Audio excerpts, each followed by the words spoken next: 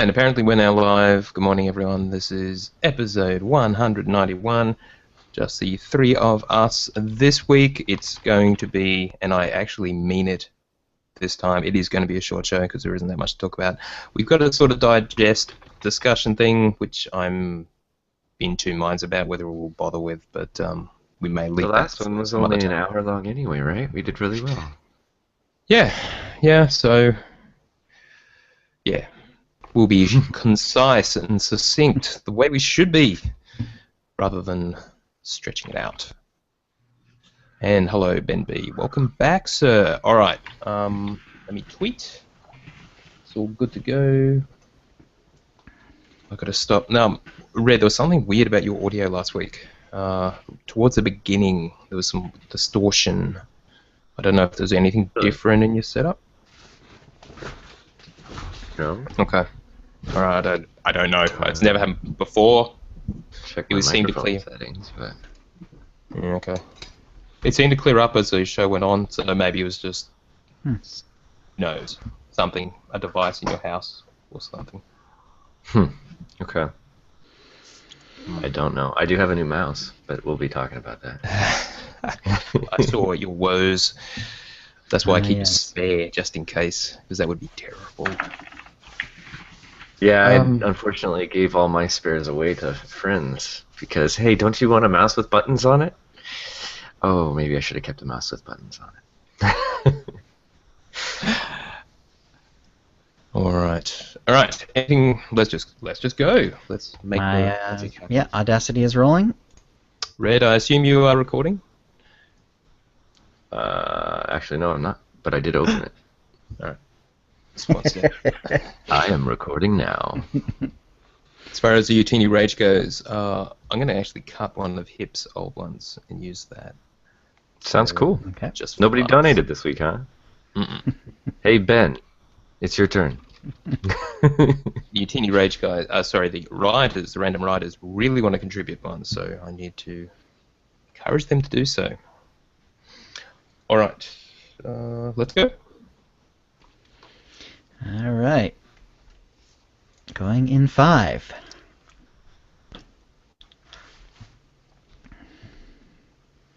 Hi, and welcome to the OotiniCast, the podcast that has stopped all shipping to the small planet of Naboo. This is episode 191, being recorded on Wednesday, February 18th, 2015. I'm your host, Chill, along with our producer, Tio. Hi, Tio. Hey, guys. And with us today is Red. So, Red, what you been up to this week?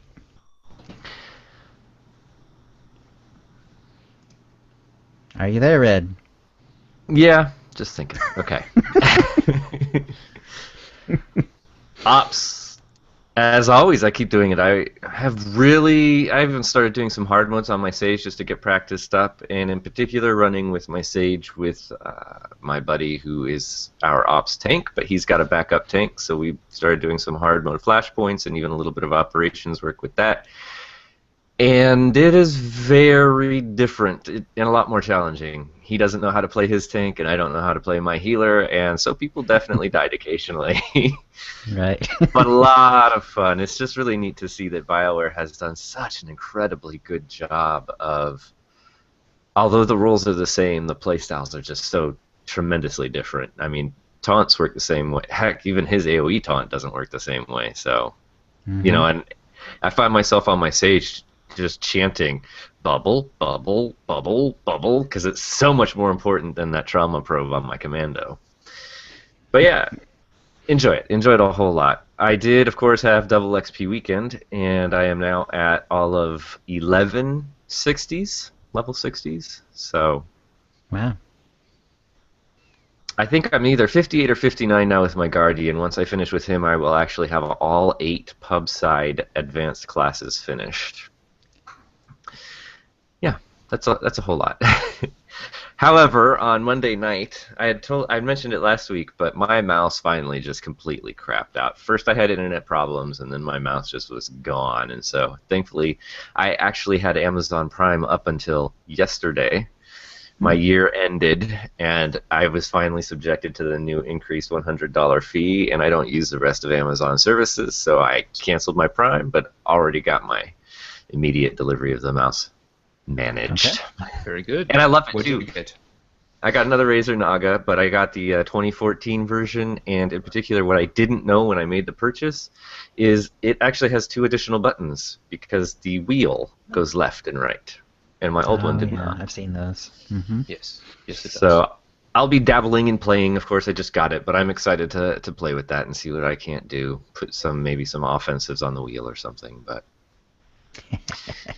Other than that, I have been trying to learn how to manage trollish behavior from people. This is kind of a personal, real-life learning experience as well as within my chat room and whatnot, but rather than being reactionary, instead trying to learn how to curb conversation rather than just completely ignore it. Try and generate something positive from that experience. I'm not good at it, but I'm trying. You're saying that ignoring it is the incorrect or inappropriate response? Well, that's my knee-jerk reaction. In game, I just /ignore someone. On Twitter, I'll just mute them or whatever. But Yeah. I'm trying to.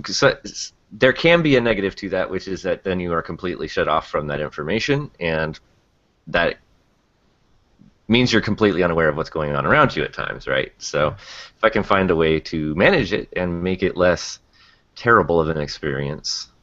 I mean, you can't change other people, but if you can help, like within my chat room or within my ops group or whatever, if I can instead spin it to a positive nature, it's a lot better than just pretending like it doesn't exist. True enough. Which is hard, especially when you're doing a lot of PvP. It's very caustic in that environment right now. And people have been wondering why, and honestly, I think it's just because everybody is very despondent for feeling negative, and then they just lash out and take it out on anybody they can. They just point their finger. I think it's worse than it might be if they felt like they were at least getting the attention they deserve. But, it's all just kind of practice. And as a part of that, I actually had somebody come in who I think was trying to start a troll conversation and asking about new classes and why the hell hasn't BioWare brought out new classes yet. The game's been out long enough. And instead I was like, well, what would you guys want? And we started actually having a conversation about it. And it's something I actually like the idea, although I'm not sure that it's the right time yet for BioWare to be introducing new classes or advanced classes, however they choose to do it. But what those classes might be is kind of fun, and the one that really came out of it that I liked, at first somebody said, well, a summoner. And I'm like, well, this isn't a fantasy. But then I sat and thought about it. How could you deploy that in a Star Wars environment so that it stays to lore and whatnot? And the closest thing I could think of just knee-jerk was the Witches of Dathomir.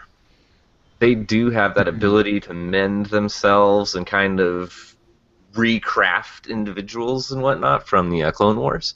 So summoner is from League of Legends? No, a summoner such as someone that summons units, or we've all got a companion, but this would be somebody centered like a warlock. Think like a warlock, Right. or a necromancer, or something like that.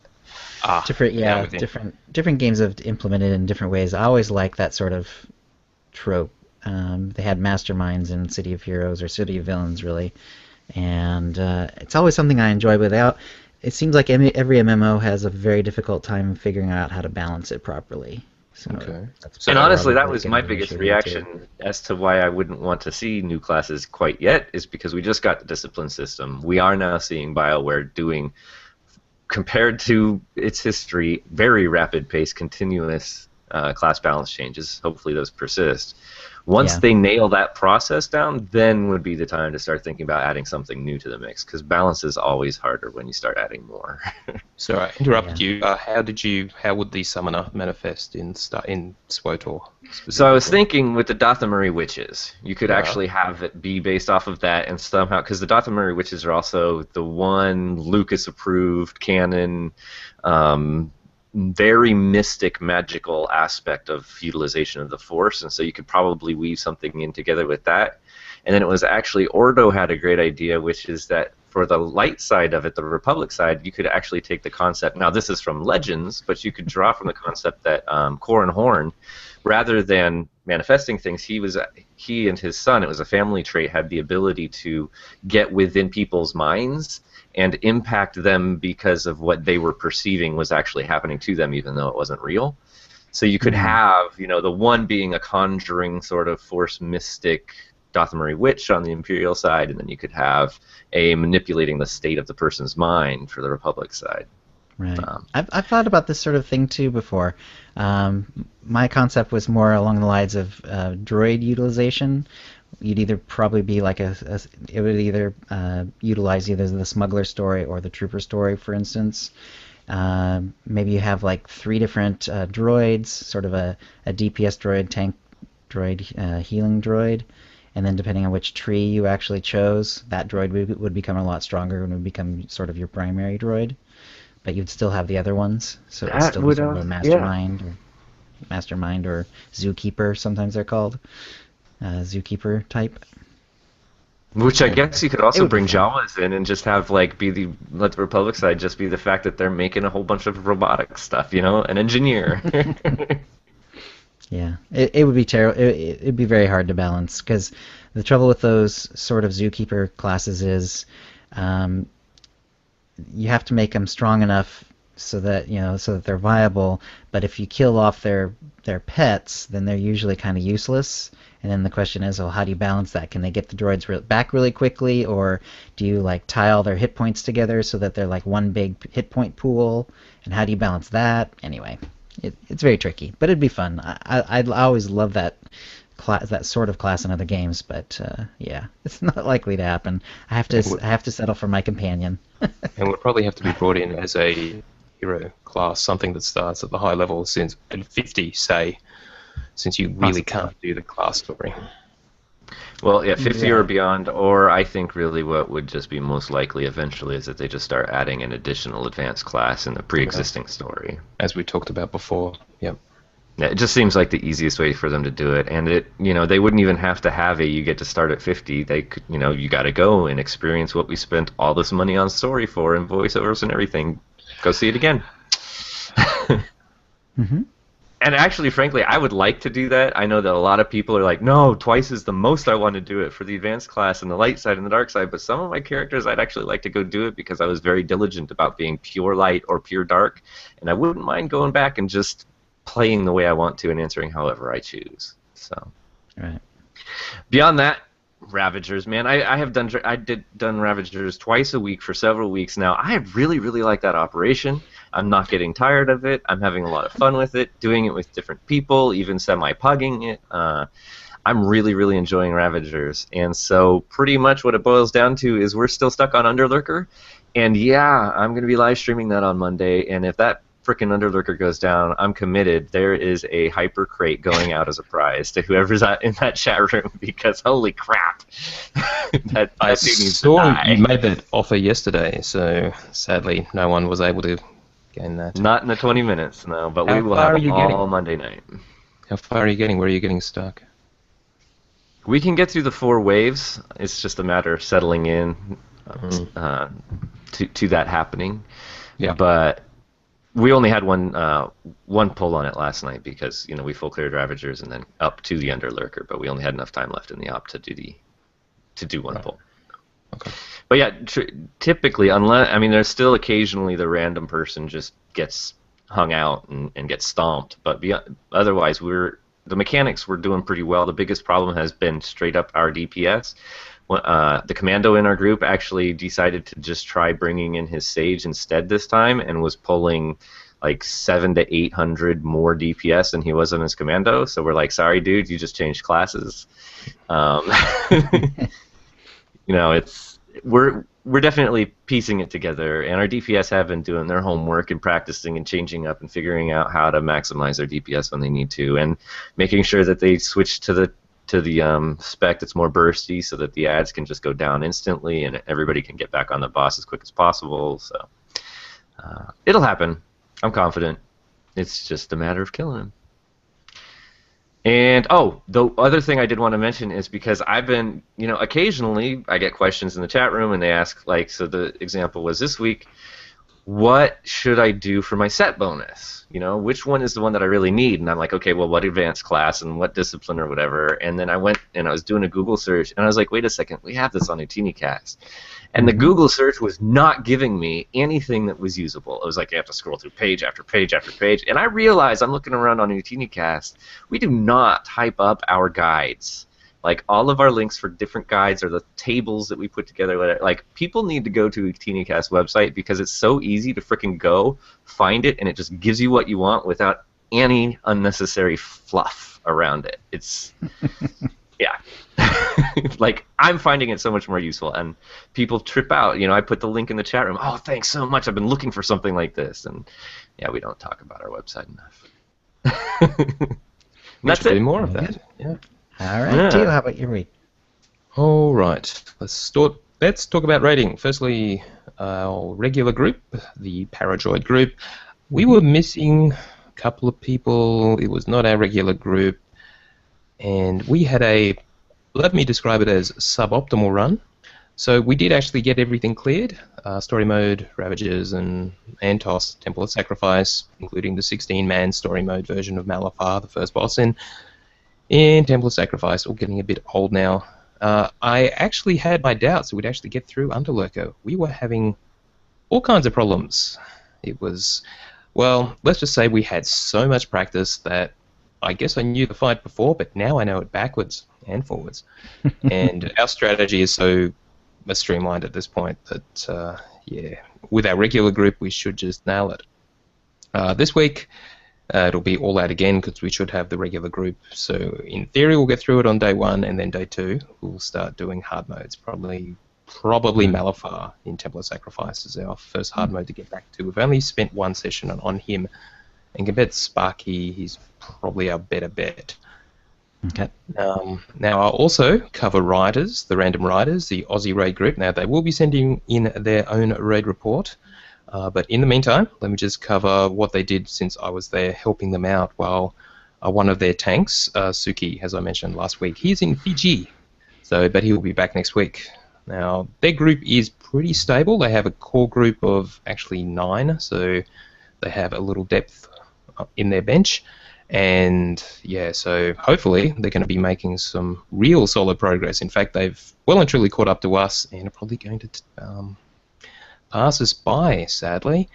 So what we did was last Thursday night, this was the first run after the reset. We only had an hour before Game Update 3.1 was deployed. That was on our Thursday night. And so we did the full clear of Story Mode Ravages. We're getting it done in 40 minutes, 30 to 40 minutes. Nice. 16-man Malafar, we just got that done on Story Mode. And then on Monday, with the rest of Temple of Sacrifice to clear Story Mode, we one-shot everything, including Underlurker. I couldn't believe it. It was just a shock. Now, I was tanking on my power tech, so we did only have the 4 DPS, but the guys are really cranking out the damage.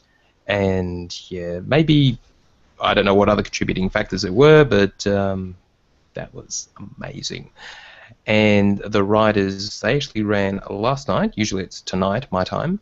But because just to help me out, so raiding after editing the show all day isn't the most fun thing in the world. So we ran last night. We did full clears of Story Mode Ravages and Temple of Sacrifice. We didn't one-shot Underlurker. I think it was on the 3rd attempt. A couple of things went wrong. But yeah, the groups really, really come together. So well done, Random Riders. And I'm still going to be a backup, but they really have a full team now. So yeah, well done. Very good. Yeah. The other things I was doing, double XP weekend, of course. Firstly, I did want to mention, I didn't know this, and you guys probably did, XP boosts. You cannot click them off, such as I had a flashpoint boost on my Scoundrel when I did the Forged Alliances arc. It was a 3-hour, so we got that done in not very long, 1.5 hours at most. And I tried to click it off so I could use a regular 25% boost, and it didn't work. You just can't get rid of it. You just can't. You've got to wait for it to tick down. And, of course, you have to be logged in for it to tick down. Right. Yeah, that was just annoying. But anyway, so I got my Scoundrel. Ari and myself we both had our Scoundrels. They're both pretty crap single-target DPS, and their AoE is actually worse. So together we actually got through it pretty solidly, so that's at 60, and on Monday my time I took this Commando through. He was already 57, so 1.5 hours later he was at level 60. And that's all I did in terms of leveling my characters. I'm not sure how many I've got now. It's a few. I think I've still got a couple more that I want to take through to 60. But not much else in game this week. Hard modes, I haven't actually done any yet. That means I haven't actually looked at the new ones, but we may get to that in our discussion. Anyway, Okay. That's my week. Over to you, Chill. All right. First, a shout out to the chat room. Let's see. We've got Aria's here. AC90, Ben_B55, Cap Slapshot27, Ganglertron, Gasguy, Kahana, Giant Gina, Mark_Swotor, Miker Suderone, Nepthin, Belazar, First Chuckle, Beware2, Pele's Trig, and Zamzam, and I think a random name as well. And let's see. And do we have the other chat room going, Red? Pulling it up. Okay. If I can. Sorry. There we go. This will be a little editing Yeah. for you. Freddie G275, Smithison, Sequoiaska, Swotor J, Mr. Dill Pickles, and G-Land. And I don't know how to say that name, so that's just terrible. All right. Cool. Okay, so this week, besides operations, I did lots of PvP. I also got my Merc up to 60 and enjoyed the class story along the way.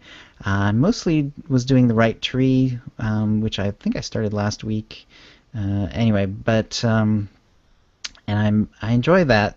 But then I tried the healing spec yesterday, and wow, that's a really good healing spec. I mean, I was expecting to really, take a lot of time and have to figure it all out, but it turns out it's really straightforward, really powerful, pretty understandable right from the beginning. It's a really good healing spec, so I may just stick with that for a little while and see if I can get better at it. I mean, I don't think I was really great at it, yesterday or anything. It was too early, but it felt really strong, and it was and it's mobile. Most of the abilities you can cast while moving, or you have a proc that will let it become instant. It's really sweet. Yeah, it's a very nice healing spec. So. Right, so besides the PvP, when I was leveling, I got stuck in the Rishi Cantina. There's a potted plant downstairs, and I need, where I had to go. I ended up jumping on it and got stuck in it. /stuck didn't work. It actually put me right back in the same exact spot. So I was streaming. The people who were watching on the stream suggested I go use the stronghold. So that did work. Because it's an instant cast, because you can't cast anything, but you can go to your stronghold. But unfortunately, when I tried, go back to Rishi, that just put me right back in the plant. So had to go back to the stronghold and then come back to Rishi the old-fashioned way. So yeah, but that is a possible way to get out of things where /stuck doesn't work and you end up in the same spot. Right, so yeah, get yourself a stronghold.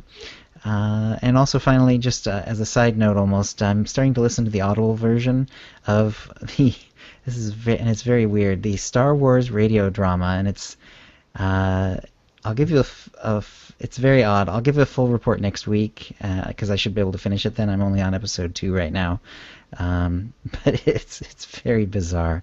It's not just the actual movie, just done in radio form. They added all these extra scenes and stuff. But like I say, I'll give a full report next week. First broadcast on NPR in 1981, apparently. Yeah, I believe it too. All right, and Swotor J is asking Tio, what kind of DPS are your guys pulling? At least Chong is solidly over 3k. At least one of the guys pretty solidly over 3k, and the others were high above 2500, so 2800 or so during the actual boss fights. And you guys are able to take down Underlurker with that, so that's good to know. All right. Anyway, that will bring us to the tip of the week, and we just have one tip this week. It's from Scott Thomas. He writes, just a little tip, if you're modding lots of gear pieces, keep the mod window open and just left-click the next item you want to work on. It will automatically open for modding. This saves you all the clicks to close the mod window and control left clicks to open the next item. Cheers from Down Under. And so by not so random allotment, the winner is, of course, Scott Thomas. And he's won a Tonfon or M8R3 droid pet code courtesy of BioWare and an OotiniCast provided Cartel Market Pack from the latest shipment. For a chance to win the same, please send your tips to OotiniCast@gmail.com by next Wednesday. That will bring us to the Holo feed. Tio? All right, there isn't much news this week, in fact. And there's actually, one could say, a reason for that, but before we get to it, let's talk about the GREE. They are coming back next Tuesday with server reset. So 6 a.m. Central Standard Time, etc., and we'll be back for a week. So time to start getting those Grey Helix components. Remember, there is the boss that is in the Grey Secant, whose name escaped. I was Xenoanalyst, and actually we have no idea what loot he's going to drop. We know the event has been scaled up to level 60. I guess we could potentially assume will be 192s on hard mode at least, and probably 18, or who knows, for story mode. Actually, no. Right. 192s for story mode, and maybe 198 for the hard mode version. That would be awesome. Maybe, but no, not confirmed, and I guess we'll have to wait and see. So that's next Tuesday, running for a week. It's kind of a fun fight. I'm looking forward to seeing it again. Yeah, especially with all the classes somewhat changed. It'd be interesting to see if it has any effect at all. Right. No cleanses in that from memory. Anyway, we'll see. Alright, next, kind of sad news and happy news as well.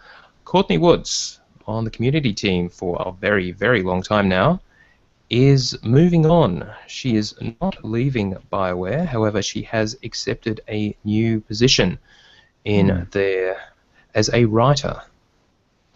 Now, from what she was saying, well, in her words, I would only give up these daily interactions with the community team, with all of you, for a truly great opportunity. She's happy to announce that she's been offered her dream job of becoming a writer at BioWare. This has been a career goal ever since she first loaded up Dragon Age Origins. And Jill, I think she kind of talked about this in her interview with you a long time ago. To write and so on. Yeah. Yeah. Mm-hmm. Yeah, I remember her talking about Dragon Age Now, Origins. she says at BioWare, is it specifically for SWTOR, or is she going to be writing across different games? She says she'll still be around, less in general discussion and more in story and lore, but will no longer be a member of this community team. Now, the implication from that is that she will indeed still be writing for SWTOR, but that is more inferred than explicitly stated. Right. So yeah, and apparently Tuesday, because Monday was a public holiday in the US, that was Courtney's first day in her new role, and she tweeted, "Awesome first day in my new position, super happy." So congratulations, Courtney. That's cool. I wonder who's going to take over for her. A good question. Eric Musker has said, "I've seen the question a few times. We will be replacing Courtney's role on the team. It will be going up at some point in the next few days to our Electronic Arts/BioWare job listings site. And don't worry, he's still going to try to make her do stuff for us, like write story blogs." Speaking of which, there is yet another one. She had written the one the week before. This one is called One Night in the Dealer's Den. I'll link to that, of course, if you'd like to read her work. So, yeah. As far as who will fill the role... Yeah, that's who awesome. knows? I believe we know at least one person who is going to be applying for the job. No doubt others in the community may put their hand up as well. I'm sure plenty of people in the community will, but I mean, obviously Tate and Musko can't do it alone, right? Yeah, and if this last week is anything to go by, they have been swamped because there was that initial uptick in communication where they said they'll be talking to us more, and then it stopped. Probably because they were scrambling to cover all of the work. Well, yeah, because Courtney's been doing a great job communicating with us, and whoops, now she's not there. Yeah, so we have no idea who will be our fan site liaison now that Courtney's no longer with the community team. Now, let's talk about ranked PvP. Firstly, I will just mention that our OotiniCast.com/leaderboard site has been updated for Season 4. It is now showing the live data from the actual SWOTOR leaderboards, and a surprising number of people have already jumped in, given it only started with Game Update 3.1 last Thursday. Yeah, so it's interesting. If you look at the class breakdown, you'll see that some advanced classes are actually doing a lot better than others. A lot better, but I guess no surprise there, really. Okay. Let's hope they do some of that class balancing or discipline balancing that we've heard about. We know that they're progressing with that. Now, anyway, just one note on Season 4. It will have a rating floor. That is Tier 3, the lowest tier. Unlike previous tiers, will require you to have a certain rating before you can actually be eligible for the prizes. So just turning up, losing 10 times, you won't just get the Tier 3 reward. Now, this is kind of weird because in the post from Alex Modney, he referenced back to his original post where he talked about this, and He said 5. And it quite clearly now says 4. So I checked our notes and found out it had been retconned at some point in a couple of days after the post had been made, maybe just before he linked this. It had been changed. So now it most clearly says Season 4. Originally it says Season 5. And just a thing, if you update a forum, people are not going to keep going back to a post and rereading it. The only way to know it's changed is if you post again and link back or put an updated blah blah in the post. Right. Otherwise, we don't know. Just silently changing a very key detail is not a good thing. Magically. Yeah. So, It's although I like the wording on this. We'll watch the season, see where ratings are, and then set where the floor number. But characters with very low rating will not be receiving any rewards. I wonder if you get in there and play 10 and get your low rating, but then stop and don't continue going further down. Are you not very low, so you can still get that reward? Good question. Good question. Depends who you lose to and how much rating you lose, because in theory it's variable.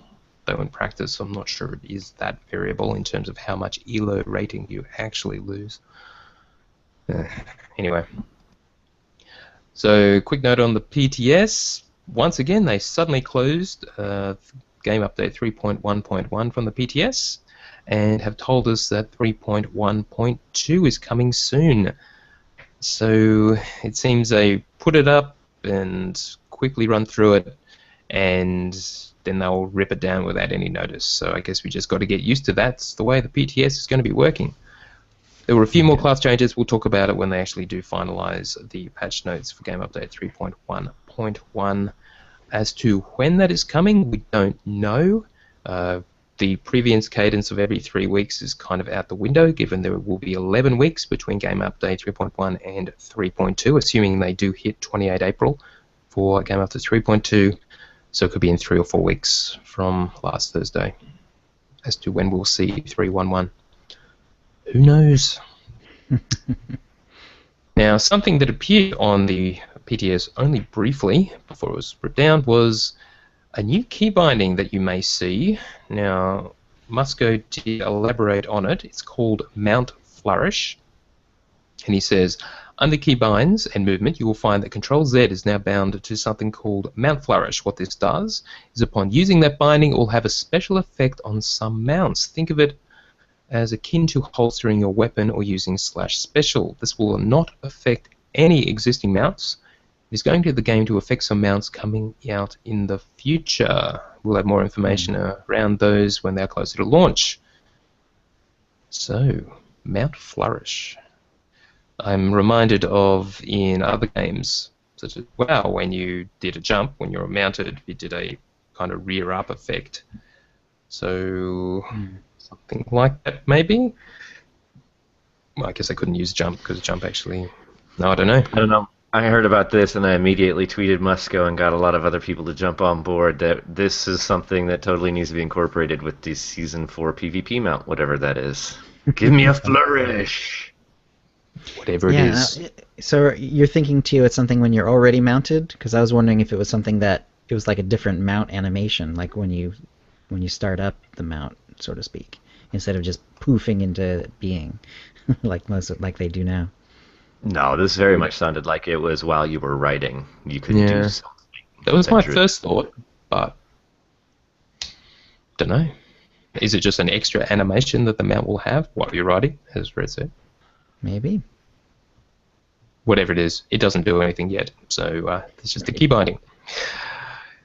For the Season 4 reward would be nice, but when they are closer to launch... interesting wording there. I would guess no sooner than 3.2, but which would be perfect for the Season 4 rewards, wouldn't they? Because that's when Season 4 is ending. Yeah. All right. Now, something that appeared on Twitter was a bit of a teaser for a what it said was, subscribe to our SWTOR YouTube channel and see it first. And the image was, choose your path video coming tomorrow. Tomorrow came, that's today, on the day we're recording this. And what we have is a list in the description. Watch the new Choose Your Path gameplay trailer and be the legendary hero or epic villain in your own Star Wars adventure in Star Wars The Old Republic. Now, BRstra413 on Reddit summarized it as follows, and this is actually pretty good. It's just a minute-long mashup of the Sith Warrior storyline, from class stories to Macabre to Shadow of Revan, and a scene towards the end that is new. It's got a couple of cutscenes for flashpoints and war zones thrown in, with a heavy emphasis on light side versus dark side choices. So there's no new announcements in it. However, there is that new scene. It features Theron Shan, or appears to, with the being released from some sort of prison or cage, and then a couple of other guys run up, being released by the character which has been featured in this, a Sith warrior, actually a Guardian. Only one lightsaber that I could see. Yeah. So what was this promoting, and what the heck does Choose Your Path mean? Is this just for people that have never played the game before? And by the way, there's light side, dark side decisions in the game. Very good, and that seems to be it. It does seem to be a gameplay trailer. Now, the actual voiceover, there wasn't much of it. They said the path you choose will determine your legacy. Odd choice there. And then the Sith warrior character says, the female, your blood. Now you'll see what a Sith is capable of. Live for the Emperor, die for the Emperor. I fall to no one. Probably not quite in those intonations, but anyway. And then the voiceover comes back with, channel the darkness or harness the light, claim your destiny. It seems to be purely an advertisement for the game, showing some general gameplay all through the Sith Warrior story.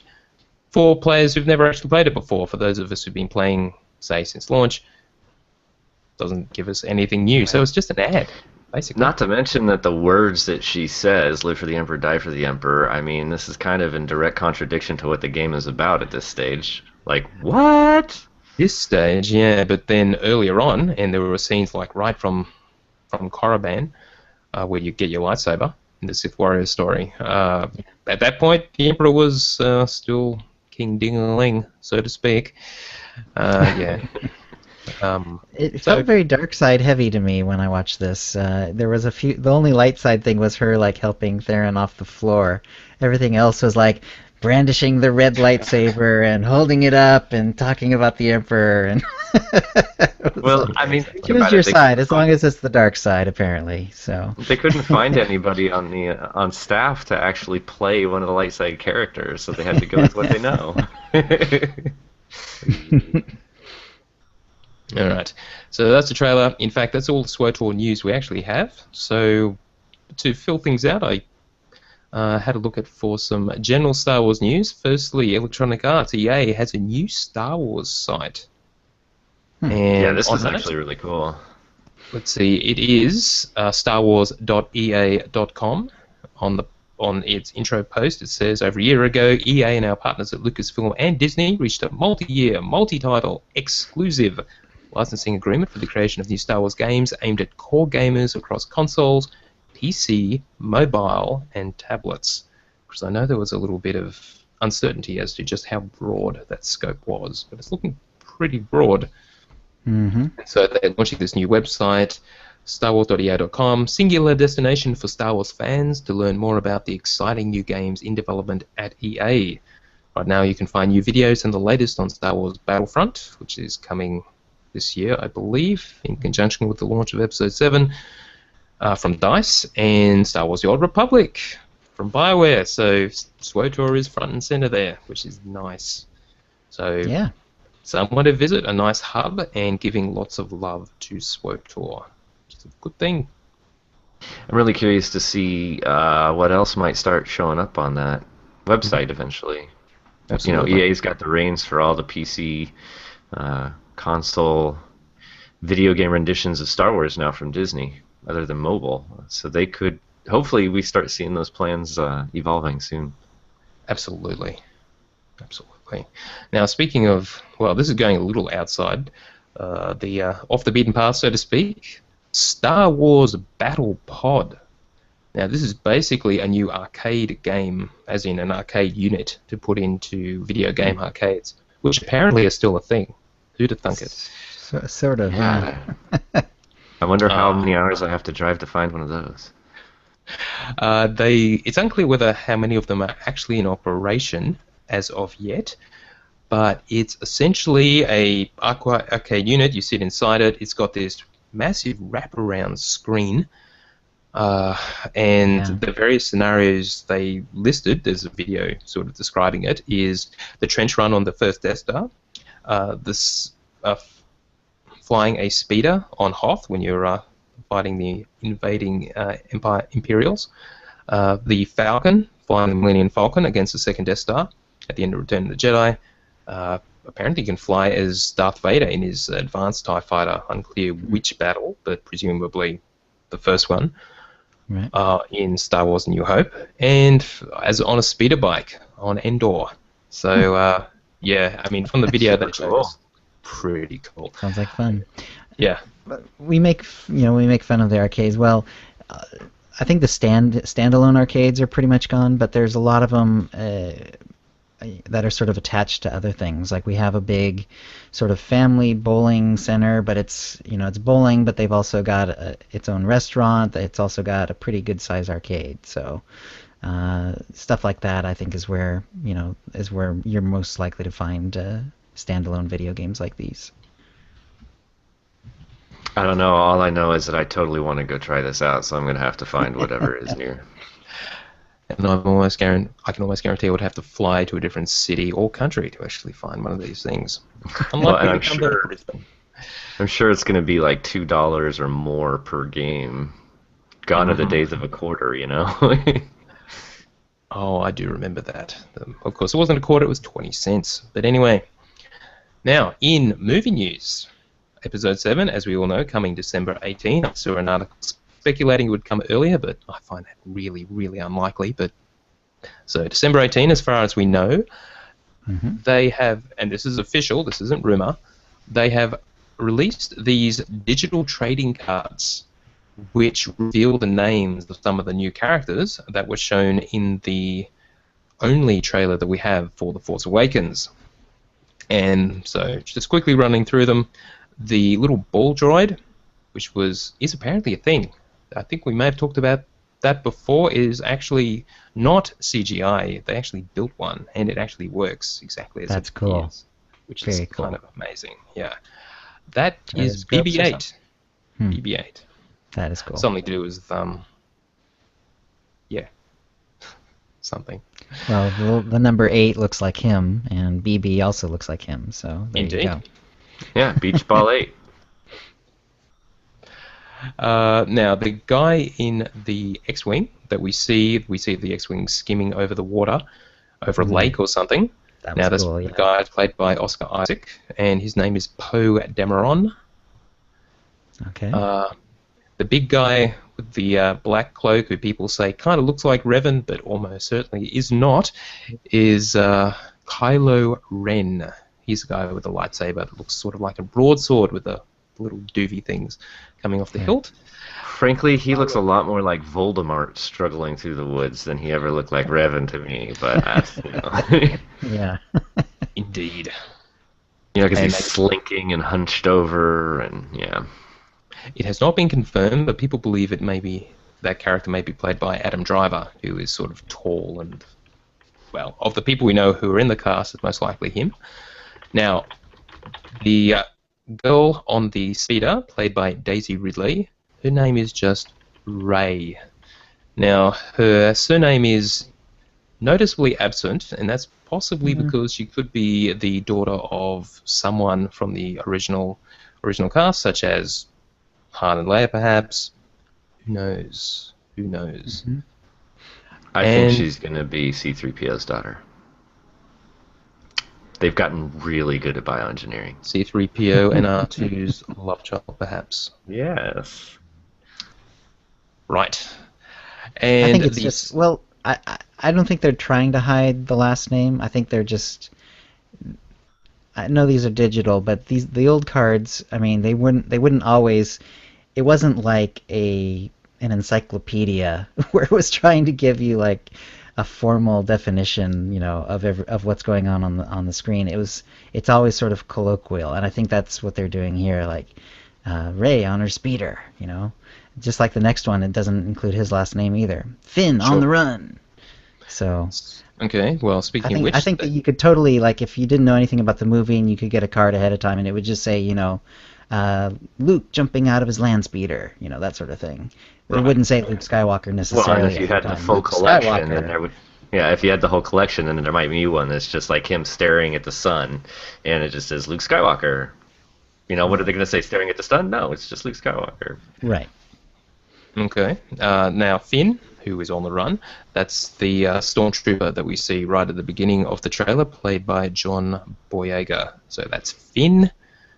And then the other three cards are stormtroopers in their fancy new gear, the slightly upgraded X-Wings, and that awesome shot of the Millennium Falcon with a couple of TIE fighters shooting at it. So very cool. And of course, we know pretty much nothing else. Officially, there are some crazy rumors out there about the plot, which we will not give no credence to because some of them might be right or not. Who knows? But yeah, I'd rather just stick with officially released information at this time. Now, Fergan, who apparently lives in Ireland, so will not be playing the Star Wars Battle Pod anytime soon, mentioned that Ralph McQuarrie actually did the original design for the BB-8 droid. So has finally been realized. Yeah, they're still going back to that well. He's amazing. Indeed. Well, and Star Wars Rebels draws very heavily from Ralph McQuarrie's work, too. So it seems like this entire crew that's doing the latest content of Star Wars is very much honoring his legacy, which is awesome. Now, speaking of Star Wars Rebels, just mention briefly that in the latest episode, Call to Action, it ends on quite a cliffhanger. And I have been enjoying it. Some episodes are hit or miss, but some of them are actually quite good. And that ending of that last one, I'm really curious to see what happens next. So if you're not watching it, it's good Star Wars. The rumor is that the second season will also be twice as long as the first, so they'll do a full 20+ series. Okay. Yeah, which I'm hoping is true because as the series has gone along, I've gotten deeper and deeper into it. Really enjoyed it.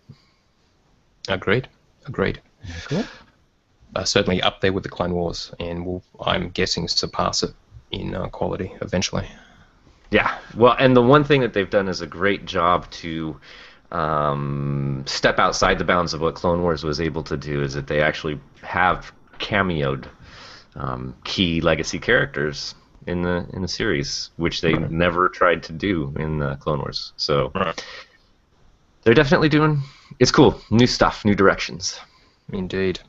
Speaking of which, Moff Tarkin does make an appearance in Call to Action, which was quite interesting. Very cool.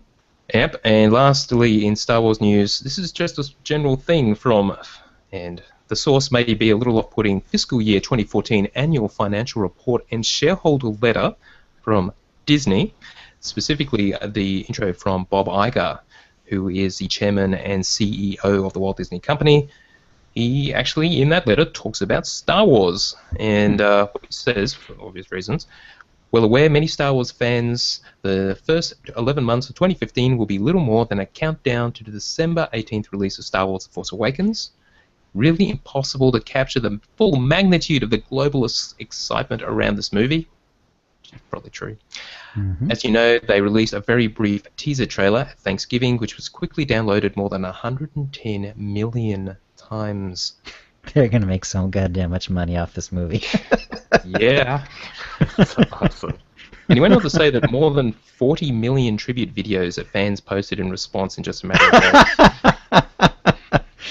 Yeah, I believe Yeah. it too. It's, people reacting to the video, making cartoons about the video, chopping up the video and making parodies. Yeah, it's crazy. It is. Now, he goes on to say it's one of the few people allowed to visit the set during filming, lucky bastard, and one of the fewer who's seen most of the footage. I can assure the millions of Star Wars fans who have spent the last decade hoping for a new Star movie that this one will be worth the wait, and it's only the beginning of a new era of exceptional Star Wars storytelling. Next year we'll release our first standalone movie based on these characters, followed by Star Wars Episode 8 in 2017, and finish with Episode 9 in 2019. So it's laid out. They're coming. With spin-off or extra movies in between of separate characters too. So That's the standalone movies, and we don't know who we don't know they're squat about those. Yeah. Nah, not a thing. Not a thing. All right, now, community. Firstly, congratulations to the Bad Feeling podcast on their 52nd episode, which is the year anniversary of the show. Congratulations, Very nice. Chuck and Brian. And that they really did a good show for that. Next, Madmar, Mr. at Swotor Family. It's his 104th friend follow, or follow Friday, depending what the hashtag FF actually stands for. There's some debate. Which means that at Swotor Family is 2 years old. Wow. Congratulations, Madmar. You can listen to the interview that Chill did with him back in episode 132, which was getting towards a year ago, 21st of April last year. Yeah. So, yeah, He's a well good done, guy. Madmar. And finally, I finally got around to setting up the affiliate link for us with Audible. So if you want to use Audible, we have a 30-day free trial link on OotiniCast.com. It's over there on the right, along with all our other links and stuff. So yeah, and I'll probably try and add some Audible products to our Amazon store. And if you want to kick back some money to us, all you need to do is purchase something from Amazon by going to OotiniCast.com/Amazon, take you to the regular store, and anything you buy, we just get a small amount of money from that, just to help pay for the prizes. Anyway, that's the news. All right. Yeah, and aside from the original Star Wars radio drama, which is a little one-off, the actual Star Wars books, as they're done on Audible, are just incredibly professionally done. It's just with beautiful. They use the music, they use sound effects. The people who read it do a really good job. Yeah, it's good stuff. All right, so the force feedback, where we read out your tweets and emails and message to the chat room. Hey, folks, if you have any questions to ask, we'll be gathering them now to ask and answer once we're done with the feedback. First tweet is from Chong, really enjoying the new toilet decoration. Boss Chong versus the number 2. I have no idea if that's an actual toilet decoration, but he certainly seems to be making use of it anyway. It is not a toilet decoration. Okay. It's a bit of innovation on Chong's part. Call it art, if you will. Did he combine a chair with something else? Some kind I of don't know. one of those big purple floor decorations that he then put a chair on the green hook, or actually probably had to do that in reverse order, but Yeah. It's Thrown pretty funny, on though. fast. It really does look like a privy, doesn't it? Indeed. Indeed. Like a little outhouse. Let's see. And Chong also wrote, I was testing if companions gathering increased crit chance on nodes. In other words, out in the field. Interesting. So far, results are inconclusive, but trending towards no difference. Next, I will check a companion with 2% plus crit and full affection. So the data he has already is from just gathering himself with no companion out, and gathering using the companion with max affection. Now, I was experimenting this as well. I mean, if a companion's got, increased crit chance when you send them away on a mission, does it also increase the chance that you'll crit when you're actually gathering a node and get a green or a blue version, for example, from slicing? You get a green lockbox or a blue lockbox, and sometimes then a mission discovery object as well. Right. But from what he's discovered, seems to make no difference at all. Yeah. Okay. Greg wrote, maybe BioWare can use some of the 4v1 encounter mechanics from Shadow Realms in SWTOR flashpoints. That could be fun. Well, they're not going to get used otherwise, but interesting idea. But of course, with the 4v1 stuff in Shadow Realms, you actually had a human playing the one. So any of the tools available probably required a bit of a human behind them to actually be effective. But there could be a few things there to try. All right. Patrick wrote, any suggestions for a controller so I can play SWTOR with just my right hand? And Darth Cathgirl wrote back, not a controller, but maybe the Logitech G600 mouse. It even has a modifier on the pinky to give you another 12 thumb buttons. Bad idea. Any ideas from either of you? I don't know about only the right hand, but I don't have to move my hand when I'm playing on my Nostromo. I think you can actually do it right or left-handed, but I have it on my left hand. And I do have to use my mouse, so it's not really only playing with my right hand, but Right. I can do everything I need to do other than type and chat with just the one hand. It's really sweet. But if he's really looking for a true one-handed experience, I think you almost have to go with a mouse of some sort, because... Yeah, I think Cathgirl hit the best option. Mouse. Yeah, you need to be able to mouse. So, yeah. All right. It's a tough call. I guess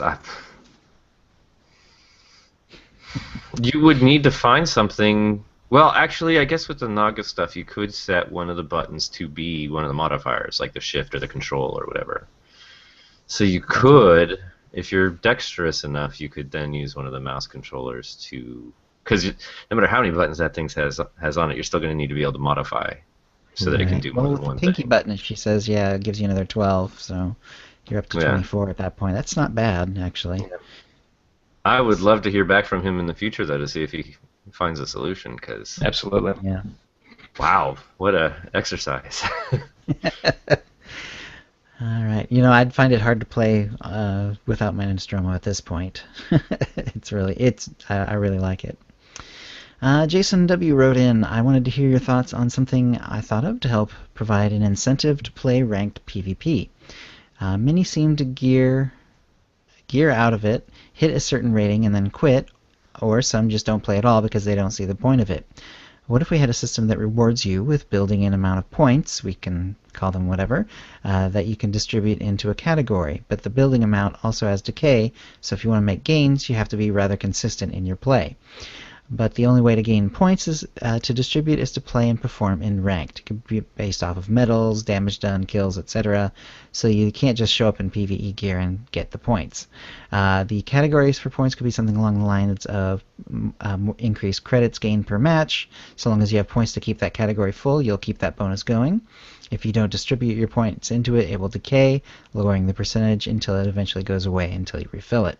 Other categories might include the effect of PvP adrenals and med packs increased by a percentage when used in ranked, or maybe even a stat increase by X if you fill that category.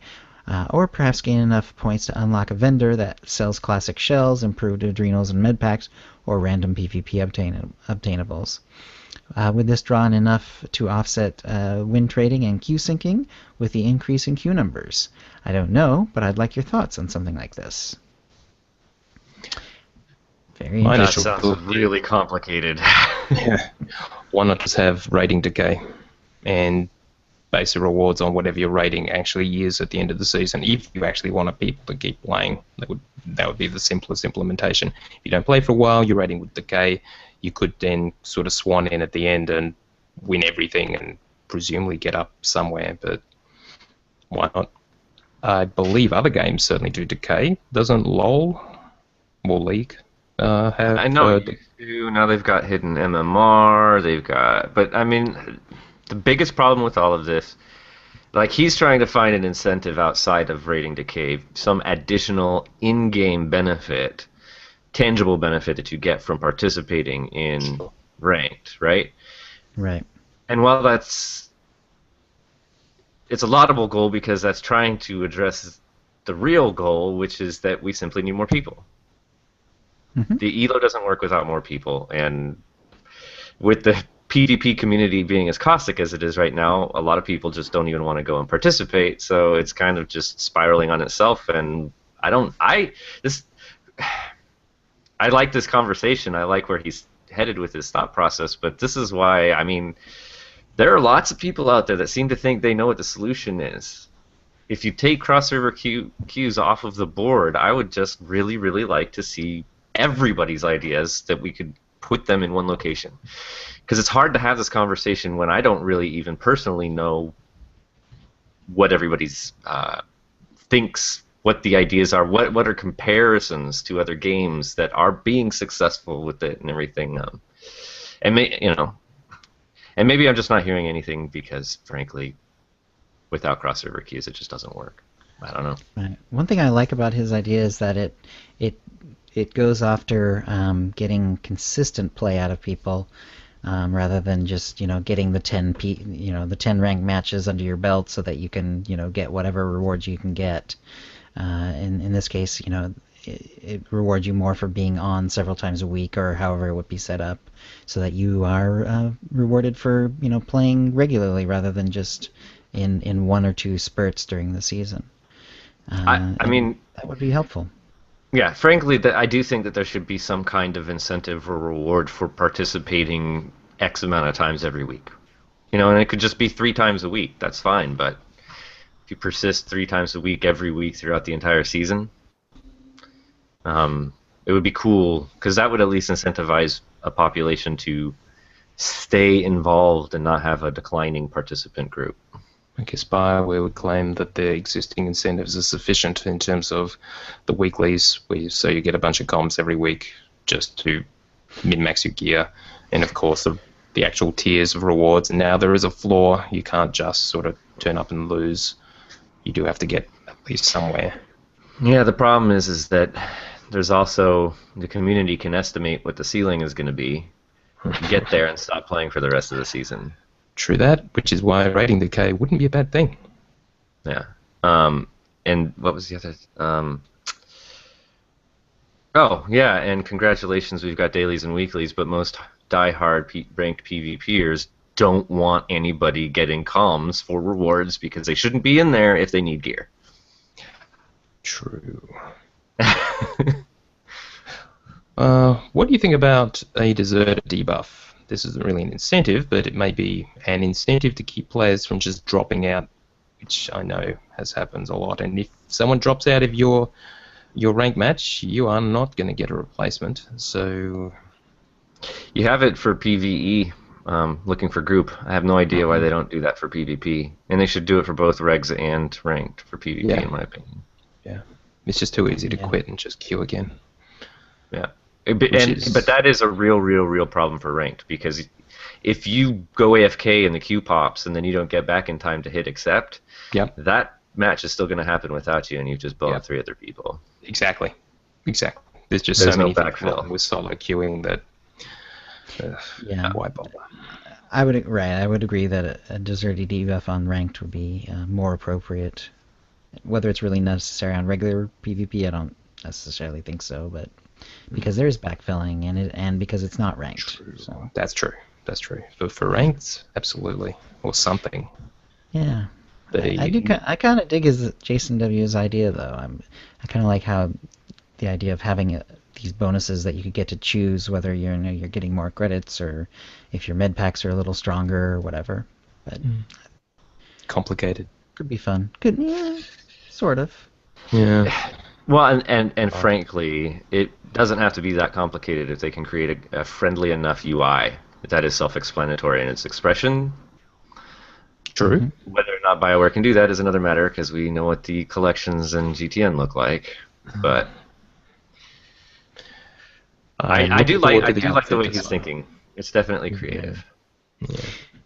All right. Jason W. wrote separately, I need a random mount button to pull from all my available mounts so that I can switch things up each time I mount up. Yes, Yeah. this has been asked before, and they definitely are aware of it. Yes, The Musco community mentioned team and that they were working on developers. it. Yeah, this is something they're looking at hard, and I can't wait.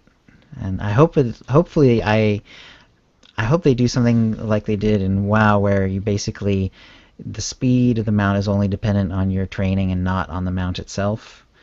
In that way, therefore, every mount is unlocked for you. Right. Essentially, you don't have to abandon your 90% mounts, especially the You one that I s- miss yeah, so you still want your badly. broken down speeder fix, I don't still you? want my broken speeder. Hmm. Every single mount in the game should be adaptive. Yes. They Yeah, should just exactly. write a script and change every mount in the game to be adaptive and be done with it. Because I agree, Yeah. it's Concur. Hmm. All right. Christopher S. wrote, I love the War Room episode. It was great. I can't wait till you cover the Sage. I know it's noobish, but could you do a PvP 101 primer, or primer? I'm an avid PvPer, but what is Resolve? How does a taunt help in PvP? What is target of target? And how do you hook it up to your UI? Those are All all wonderful excellent questions for questions. the next war room. So Yeah. we will forward this on to Turg, and hopefully he will answer that in the next show. As soon as we know when it will be done, and I know Turg has been extraordinarily busy with work of late, we will let you all know. So, Cool. yep, it is happening. All right, Knight wrote in. This is Knight, a Guardian tank, a new listener from the Harbinger, and I'm enjoying the podcast. But there was a couple of tips on the Guardian tanks that I wanted to throw out there. They changed the freezing force so it does a very small amount of damage, 35 to 40-ish, so you have to be careful when you're using it so you don't break a mez. But if you take the utility so that it costs no force, you can spam it on nodes, and then you will pop stealthers from stealth. I think they mentioned that one, didn't they? I think they mentioned that possibility. But anyway, it doesn't matter. It is useful that way because Guardians, of course, need force normally. This does little damage if you make it free. Therefore, you can use it on cooldown to pop stealthers. That's awesome. Knight continues, I also disagree on the utility for giving your team a 50% speed boost when using Freezing Force, because it's actually a great way to help your team kite. Because when you use it, you're not only slowing the people chasing your team, but making your team faster, so there becomes roughly a 100% difference in speed between them. Not a bad point. Yeah. Unfortunately, you can't change your talents, after you see what war zone you're in. But I could see how it might be even better, like in a hutball match, as opposed to, certain other war zones, like maybe Navarre Coast. Knight follows up. Just a couple things I've noticed. Felt I had to say these couple things. So thanks again, and hello from the HVND Guild on the Harbinger. Thanks, Knight. All right, and that will bring us to the Questions Sarlacc from the- Digest. Oh, Questions? sorry. You're right. So we need to find out what questions we have from the chat room. Red.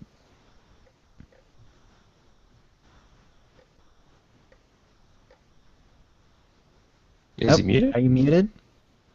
Are you muted, Red? Yeah, I certainly am. No questions this week, other than Okay. how are you doing tonight from Cheap Geek.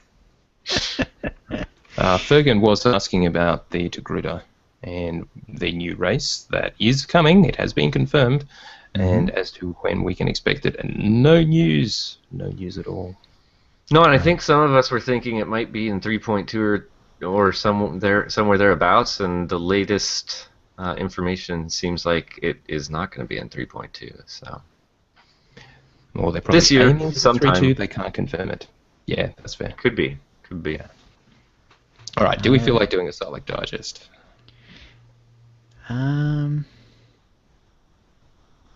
Let's see, how long have we gone? We could do it for 10 or 15 minutes. We And can if do it goes a nowhere, I'll little just bit cut on it this. out. Yeah, it's pretty quick. Whoa! Did I get booted from the chat room? Did you? Which one? Yours.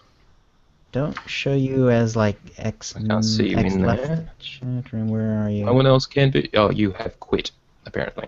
Maybe you timed out. There. Weird. All right. Okay. All right, so that will bring us to the Sarlacc Digest, where we go over the issues for 1,000 years, or until we run out of time. And in this case, we're going to be talking about, should hard mode flashpoints be very hard? And how hard should story mode operations be? Let's focus on hard mode flashpoints, because there was a thread on Reddit in the Star Wars in the Star SWTOR subreddit discussing this. Why the rage against harder content in hard mode flashpoints? So the gist of it was people have been complaining apparently about the difficulty, particularly of the bonus boss in the Battle of Rishi, and also Blood Hunt itself. That bonus boss in the Battle of Rishi is apparently really requires a somewhat finicky dance, a bit like the bonus boss in Narn, I'm guessing. I have not seen it yet. I do want to have a look at those, but firstly, let's talk about incentive.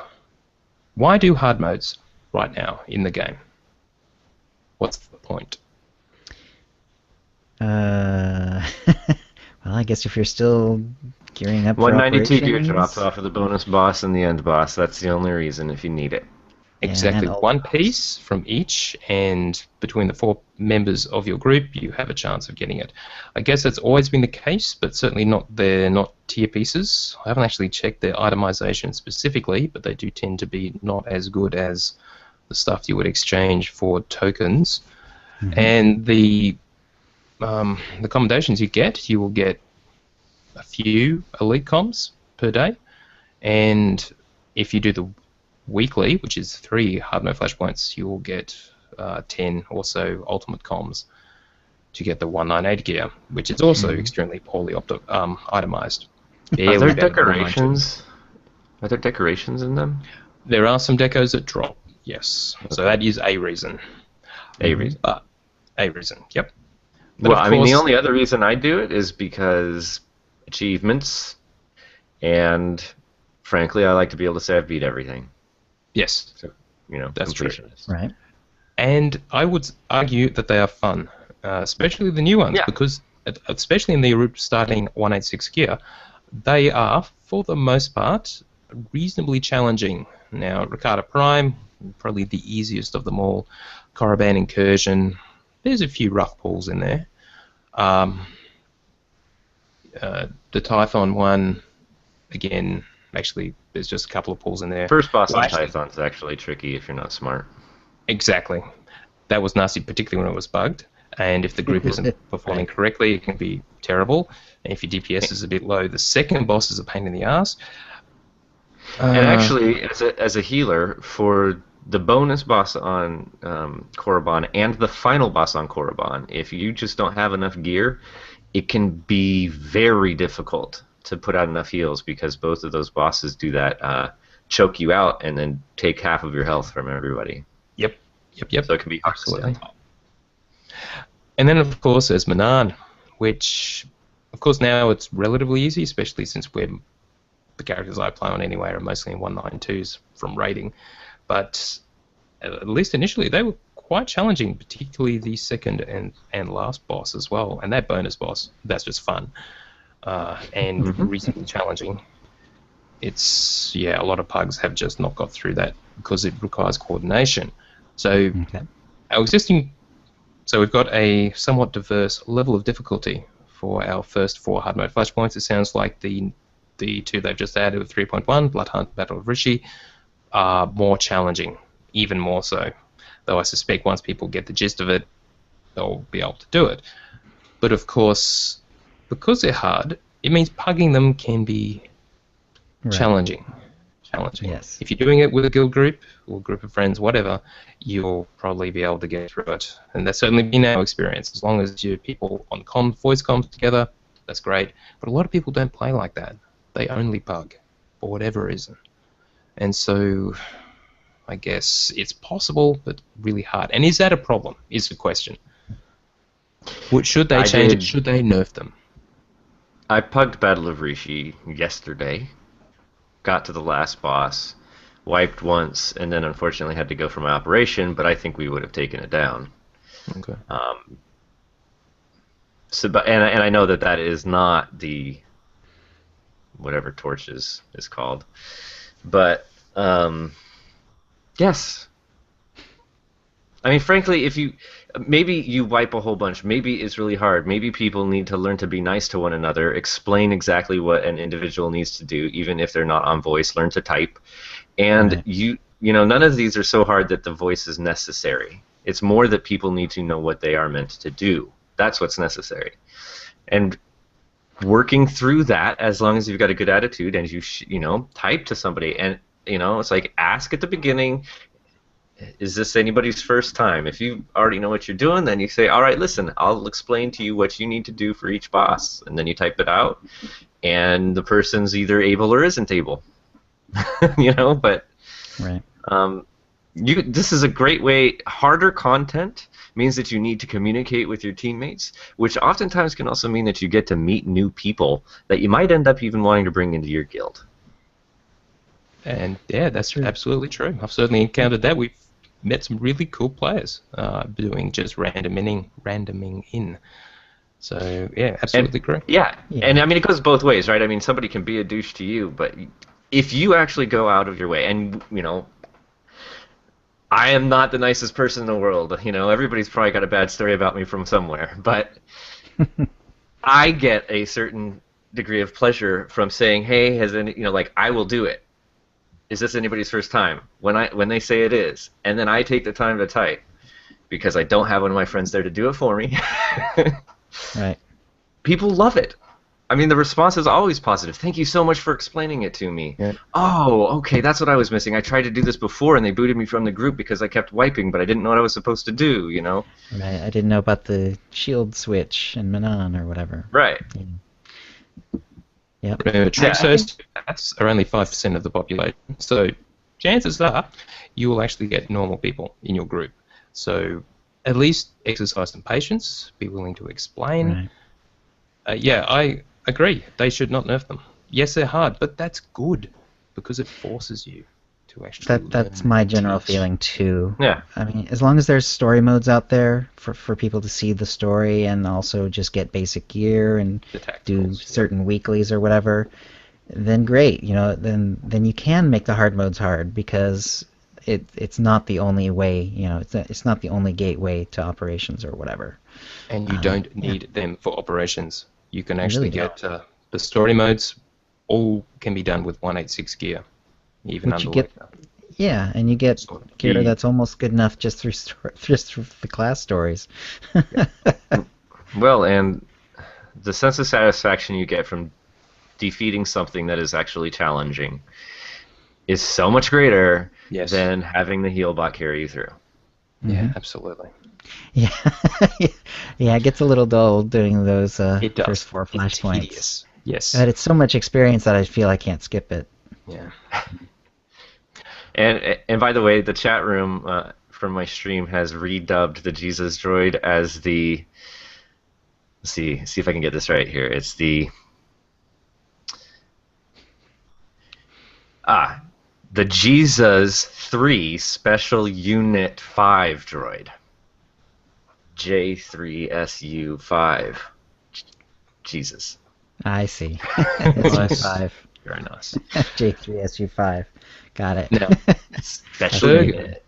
Bergen in the chat room is asking whether they should add a nightmare tier of flashpoints, something above what they have here. That would be cool. That would be very cool. Lost Island-ish. We only ever had the 1 second tier, official second tier, until they nerfed it. Right. And it was brutal. It was brutal It was. until they nerfed it. I would be totally okay that'd with be that, fun. but at that point, then yeah, I would absolutely want to be getting a higher tier of gear. I wouldn't mind having a certain distinction between types of flash points that give you different tiers of gear because they are known and designed to be different difficulty levels. Yeah. Yes. I'd agree with that. Yep. Maybe a mount. All right. Or special mounts, special decos, whatever. That's right. Some incentive to actually do that, Some as well as a incentive. challenge. As well as a Well, and challenge. thank The goodness challenge they sounds like put, fun. It actually sounds like fun, though. Something, thank goodness they did put something on the bonus bosses because those are a lot of fun, and now there's reason for other people to go for it. But I mean, frankly, it is still a little disappointing how little you get out of any of these hard mode flashpoints. Exactly. The gear rewards are a little suboptimal in the commendations. Now, And I think if the rewards were actually better, you would have a lot less people complaining about the difficulty because they'd be a lot more interested in actually taking the time to do it. Now, drawing on what other games have done, what about timed runs with a public leaderboard? Oh wow. That would be cool. Would that be on story mode difficulty or hard mode Oh, difficulty? hard mode, of course. Wow. Yeah, that'd be fun. And again, maybe no extra rewards, maybe just cosmetic crap, but still, bragging rights, whatever. Yeah, definitely bragging rights. That's for sure. I mean, if you're able to get through that really quickly with no deaths and, and lots of speed, that's pretty cool. Palace was saying not so much nightmare modes, but challenge modes. Now, challenge modes could be, well, almost anything, but the existing mechanics, but something special. Do something in a certain way that makes it harder, or something along those lines. Right. Could be So many anything. possibilities, but Yeah. yeah. Like Time runs would getting be through easy. it with only three players, maybe something like that. Indeed. Yeah, absolutely. That could be So, fun. yeah, all kinds of reasons to get you into those flashpoints, which at the moment they're cool, they're challenging, there just doesn't seem to be much point. And Beyond the challenge. beyond Yeah. the challenge. And the fact that they're a hell of a lot more fun than tacticals. Yeah, tacticals are just boring. So, And I guess the other incentive is that there is the weekly, which does get you some ultimate comms. So but it's only 3 per week, which is not much. yeah. All right, let's just quickly touch on operations, just story mode operations. I guess now that we've done them quite a bit, Ravagers is pretty much easy overall. Bulo, the second boss in Ravagers, was a bit of a challenge at first, but now that we know how to do it, I've tanked that many times now, and that is really fun from the tanking point of view. Your group has to be kind of aware so that they can move around appropriately, but otherwise easy. Rest of Ravagers is just a pushover, really. Now, Temple of Sacrifice. I think Ravagers is a perfect story mode. Yes. It's perfect for the current 3.0 story modes. Yeah. Now, I'd agree with that. Temple of Sacrifice is harder, specifically the second boss of Walkers, though once you've got the gist of that, and it's just a matter of coordination, and it does require careful coordination to make sure you're taking the shields down and your DPS is switching appropriately, that you're burning them down simultaneously. That is challenging, but certainly doable once you've got the gist of it. Pugging that must be interesting. Never tried that. And obviously they've nerfed it a little bit, so especially in 16-man, so you're not taking quite so much damage from all of the stuff on the ground. However, Underlurker does remain this massive cockblock, and yeah, it just is. It seems to be overtuned for a story mode. Yes, it's doable, but It's pretty rough. It's especially when you compare it to the 4th and 5th bosses. Oh With my the god, 4th they're boss, such the commanders. pushovers. Yeah, it's like an extended trash ball, and Revan. Yeah. You got round heels, man. You it's just just bump a joke. against them and they fall right over. Yeah, so you got So- Underlurker, and then I'm going to completely contradict myself here. First, I think it's perfect for what it is right now, and it shouldn't be changed right now. Yes, I think it's overtuned. I think it is too hard for a story mode. Since we only have hard modes of these two, we have no nightmare modes. We have a tremendous number of guilds that have only just scratched the surface. I mean, the number of people that are getting ecstatic because they're finally taking down the second boss in hard mode Ravagers. You know, those are tuned so tight that progression is actually a challenge. What, there's still only two that have full cleared both of them? Yep. I mean, that's as phenomenal. we know of. And, Yep. and love that. But as with all of this being the case, I feel like the story modes really shouldn't actually be at story mode level right now, so that everything that you're doing to prepare and gear yourself up for the hard modes is actually useful for your group. When in essence, story modes shouldn't actually be training you that hard, traditionally. Right, just to stay out of poop and stuff. Right. So I would, as soon as Nightmare Mode comes out or another operation comes out, I'm totally okay with them nerfing the current Temple of Sacrifice into the ground, but right now I'm totally okay with it. As for Underlurker, I think really the only reason why it's overtuned per se is they just need to cut his health. It's a legit DPS check, and for the concept of a story mode, no, I don't think a DPS check should exist in a story mode. Right. So it's not, when you think about it, it's not really a story mode. It's sort of a pre-hard mode. Ultimately, Yes. It's not just let you see the story. It's not like a big tactical. It actually is legitimately the best way to prepare for hard mode. Yeah. And it is continuing, people still occasionally talk about bugs. So really, if you want to compare it to anything, it's a return to normal mode SOA. Something different had a bug every in there week. for a long time, so it's actually working pretty smoothly now, gotta say. You are fortunate. Really? It's the not. cross It's nowhere mechanic on near as bad as Underlurker, it was. yeah, we still get the orange cross, the red and green cross, but other than that, it's fine. No, and certainly it's not near as common as it was. But you still see some people, and I've seen some streams where a bug occurs, and it's just like, damn it. And freaking, what's her name? Cortana, not Cortana. Cortani. She bugged for us again this week. Yay. Is that the parrot boss? Yes, the chicken. Yeah. Yesterday. Did someone shoot at her after she tried to run off? No, it was some bizarre thing, and then she triple bugged because it was like first she bugged and just sitting there one-shotting people one after the other.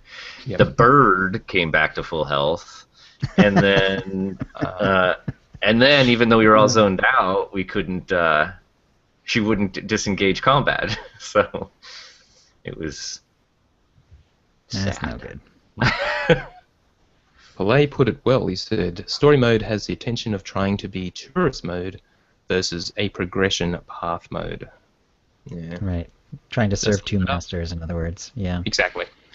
Which is maybe not such a bad thing. I mean, ultimately, I wouldn't change a thing, but I'm someone who raids, so if I just wanted to see the story, it's not going to happen. Not like this. It's just too hard Right. just to beat. Though, I don't know how successful the Ravagers. 16-man story modes are at the moment. Yeah. Because I never do 16-man in pugs. We're doing 16-man story mode Ravagers now that they've got the loot tables fixed. Right. The most interesting one is Torque, because it's such a small room with 16 people crammed in there. Right. Which is actually a hell of a lot of fun as a healer, because it's invariable that a few people are going to get burnt. Especially melee. Especially. Yep. It really is.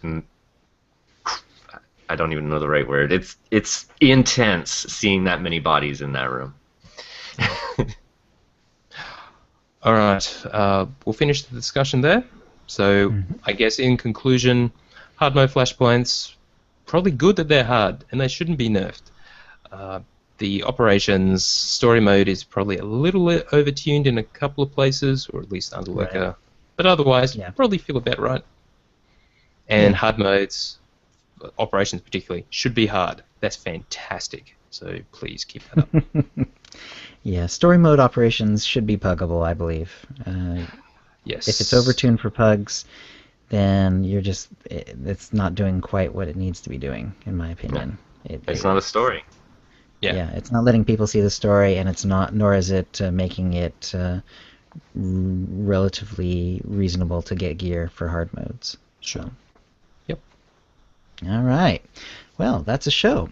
If you'd like to play with us in the Utini Knights Guild on the Republic side of the Harbinger server, or in our Utini Rage!